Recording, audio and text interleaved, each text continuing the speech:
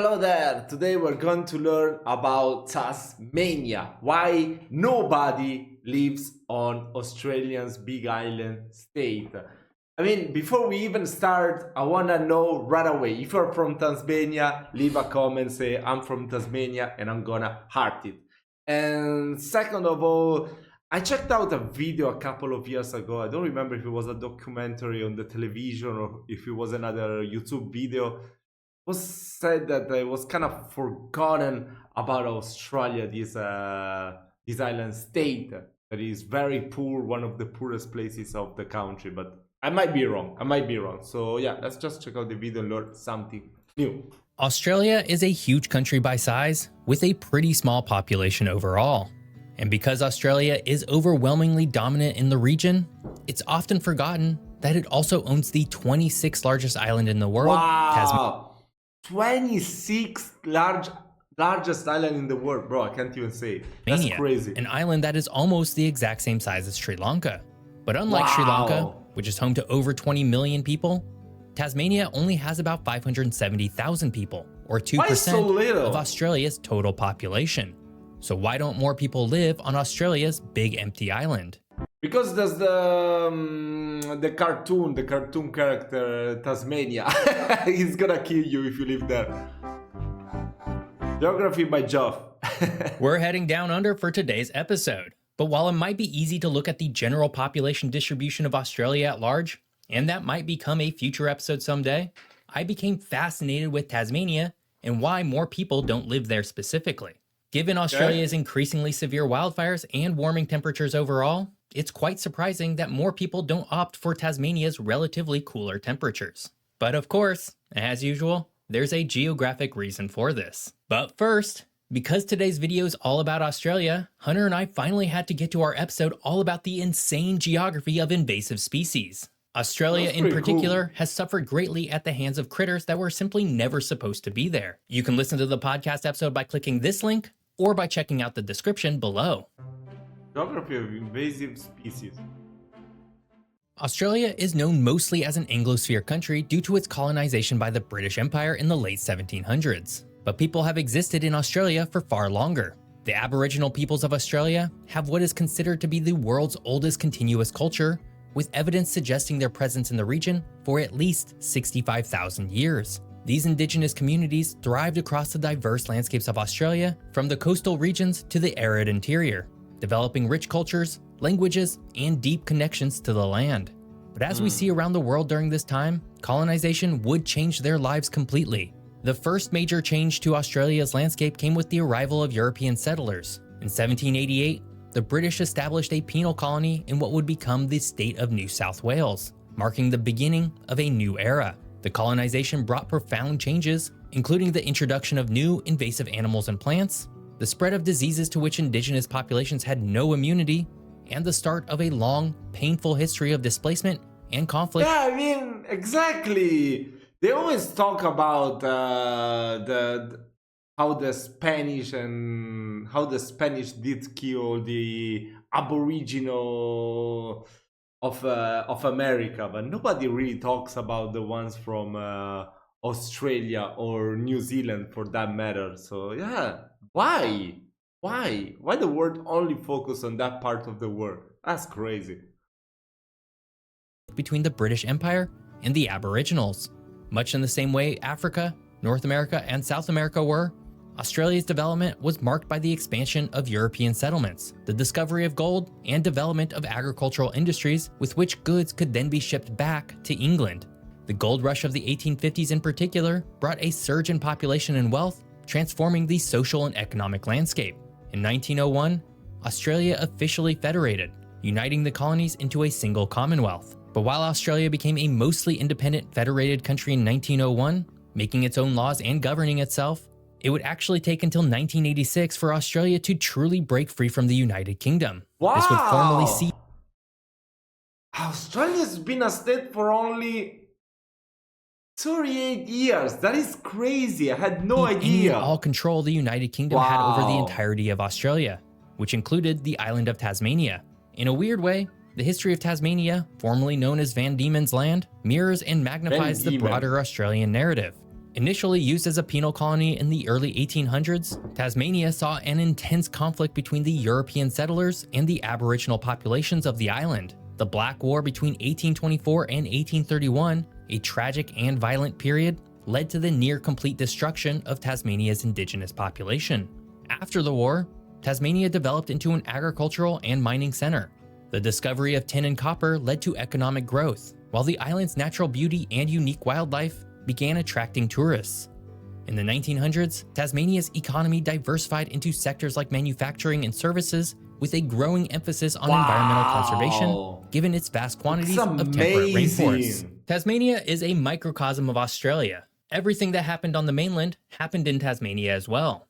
But one thing that is very different is the geography attached to this stunning island. But before we explore Tasmania's physical geography, if you're enjoying this video, hit that subscribe button. More fun geography videos are just a single click away. Very different geography. Tasmania, Australia's smallest state, is an island of unique physical geography, distinct in many ways from the mainland's landscape. Situated about 200 miles south of the Australian mainland and separated by the Bass Strait, Tasmania is well known for its rugged beauty, extensive wilderness areas, and diverse ecosystems. And it must be pointed out that, despite being Australia's smallest state, the island itself is still quite large. All told, Tasmania is the 26th largest island in the world, nearly the same size as Sri Lanka, and larger than the US state of Florida, both of which have many millions more people than Tasmania. The island's terrain is predominantly mountainous, a stark contrast to much of mainland Australia's flatter landscape overall. The central and western parts of Tasmania are dominated by the Central Highlands and the rugged West Coast Range. This mountainous terrain is a part of the Tasmanian Wilderness World Heritage Area, known for its ancient temperate rainforests and alpine areas. The highest peak is Mount Osa, reaching 5,305 feet. That said, Mount Osa is not Wait, I don't know feet. Let me see in centimeter. Okay. 5,306. I mean, it's not that high. I think it's, yeah, it's like when I go to pick up mushrooms in the mountain. It's pretty much the same height. Australia's tallest mountain.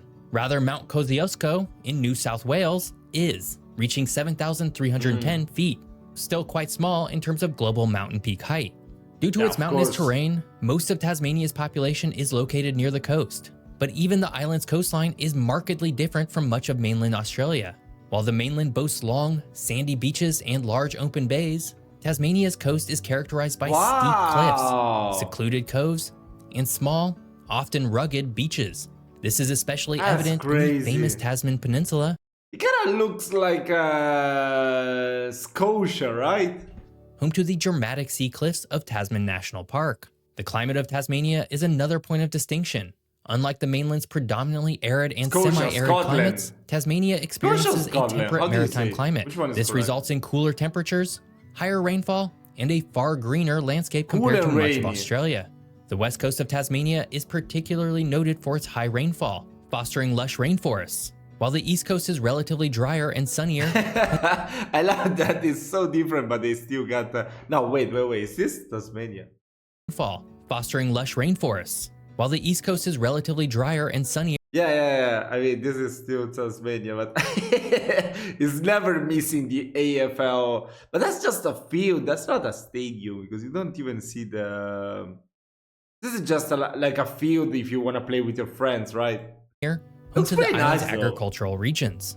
Finally, in terms of ecology, Tasmania is renowned for its unique flora and fauna. The island's isolation from the mainland has allowed for the evolution of distinctive species, such as the famous Tasmanian devil. The cool temperate rainforests are home to unique tree species like the Huon pine, some of which are among the oldest living trees in the world. Despite the greenery, cooler climates, and lush vegetation, however, I really feel like in the 90s, early 2000s, like every kid will have the Tasmania devil cartoon in their shirts, right? Tasmania exists as something of an afterthought in terms of Australian migration. Very few Australians have decided to make Tasmania their home. Why? Yeah, exactly. Tasmania, despite its natural beauty and unique environment, has a significantly lower population compared to mainland Australia. In fact, the single city of Melbourne located just 200 miles north of the island, has a population nearly 9 times the size of the entirety of the state of Tasmania. Which begs the question, if Tasmania is such a lush paradise, why don't more people live there? As with population migration around the world, economic opportunities play a crucial role in determining where people choose to live. In this way, Tasmania and Australia are not all that different from, say, the United States or Canada.